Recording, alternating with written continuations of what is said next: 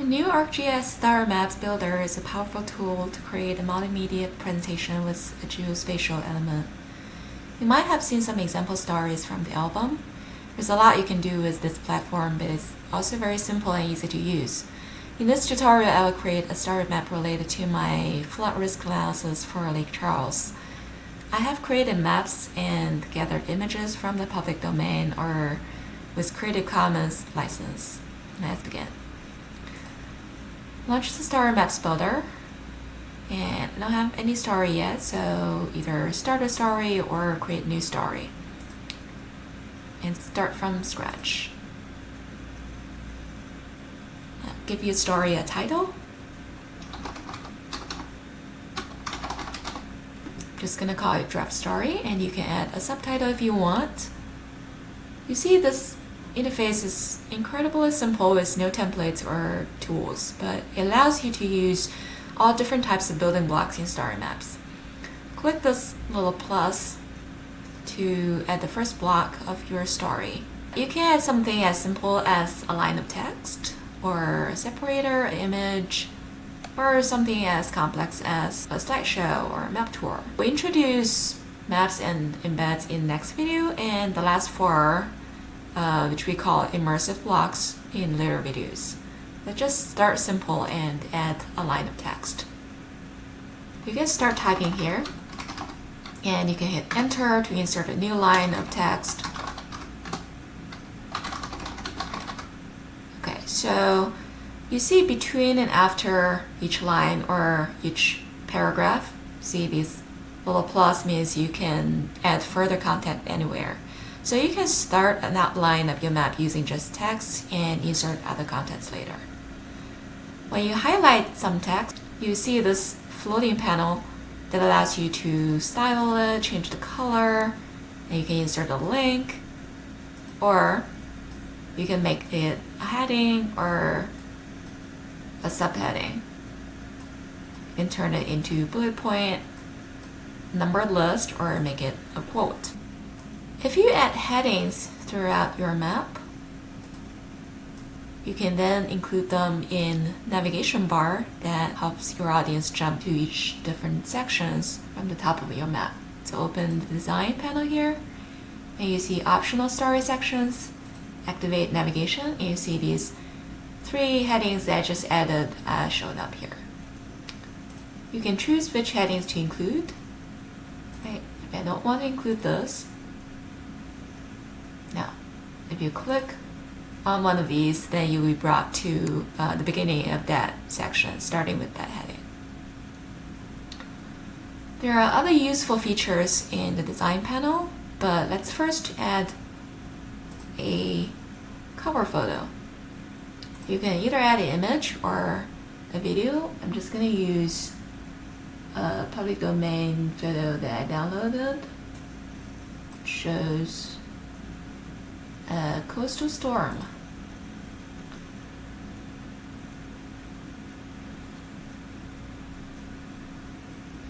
Right, now I can change the layout of the cover. Now it's minimal by default. I can change it to side by side. So you see the text will be on one side and the picture on the other side.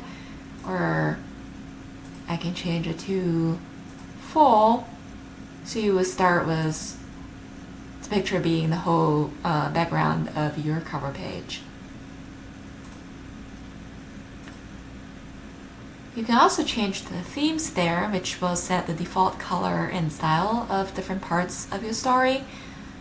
And you can switch between these to see which style will fit your visuals the best. If you don't like any of these, you can also create your own themes.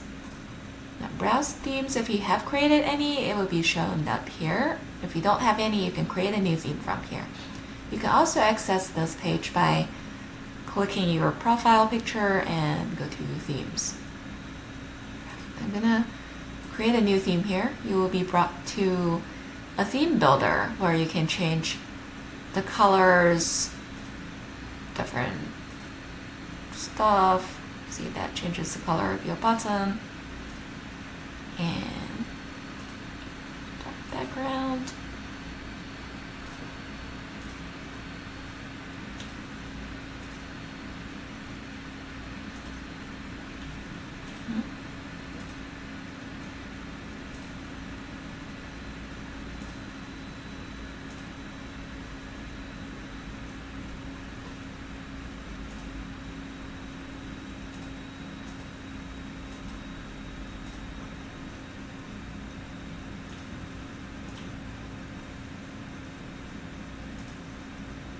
Alright, you can play with these settings until you're satisfied, and then you can publish your theme.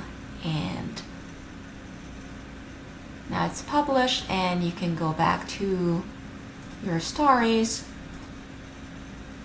and apply your theme for your story.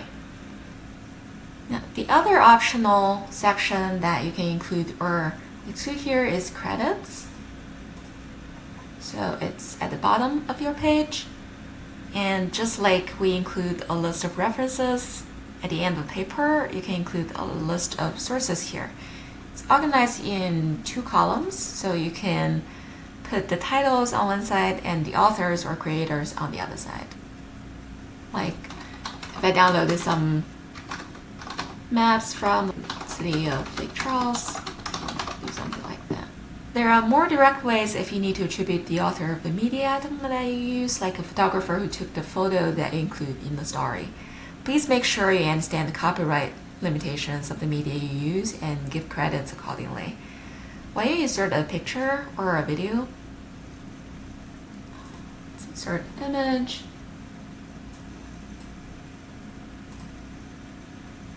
There is a caption line that you can use to include this attribution information.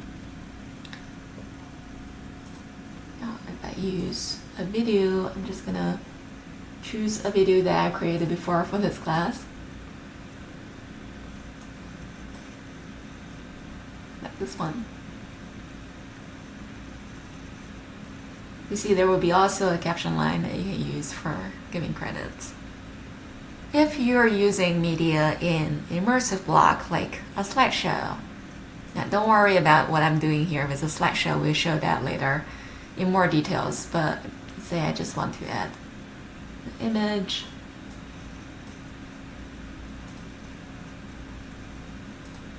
And here you can use the image options, and there is attribution field that you can use to include the license and the author information. Now you see there is a little eye here, and it will show that information when you hover your mouse over it. Okay, let's delete this block for now. And go back to our picture and video here. You see there is a floating toolbar here that you can change the position, side or middle, the size.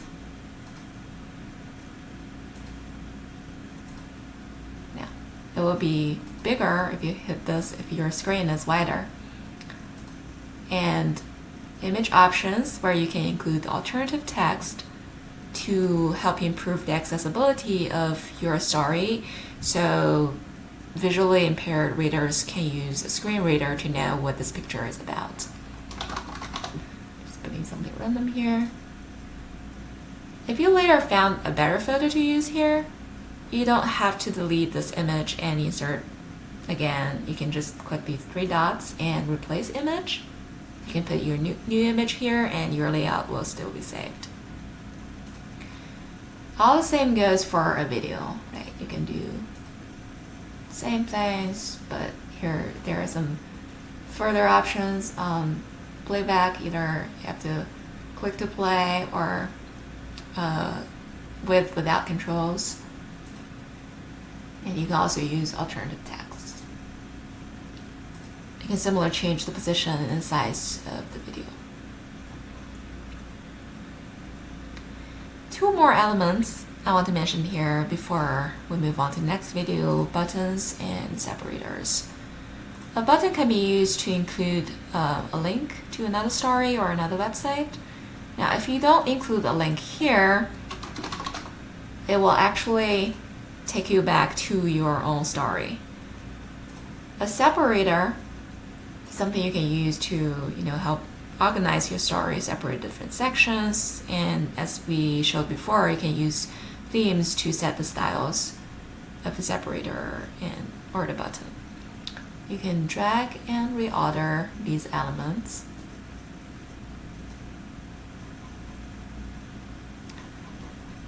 Now you see your story is saved as a draft.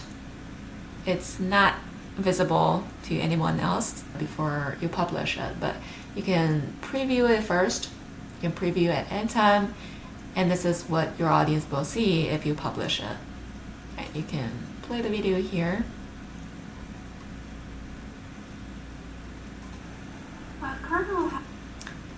You can click this button, it will take you to your own story.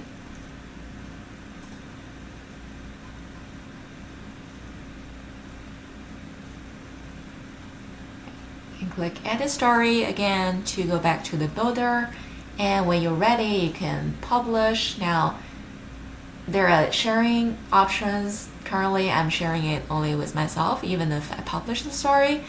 But I can share it with my organization, which is Georgia State, or I can share it with everyone. There's also a group setting, so if you have a group, in our case, I do have a group for our class, so I can share it only with you guys. And publish the story.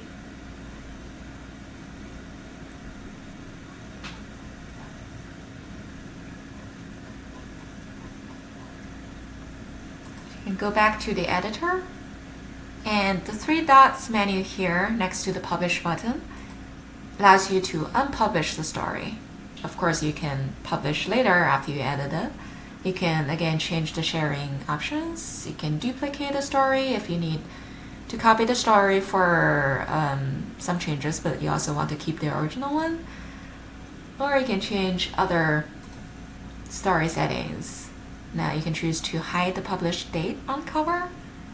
You can hide the social sharing icons, or if you use Google Analytics to track the traffic to your story, you can include your analytics ID here.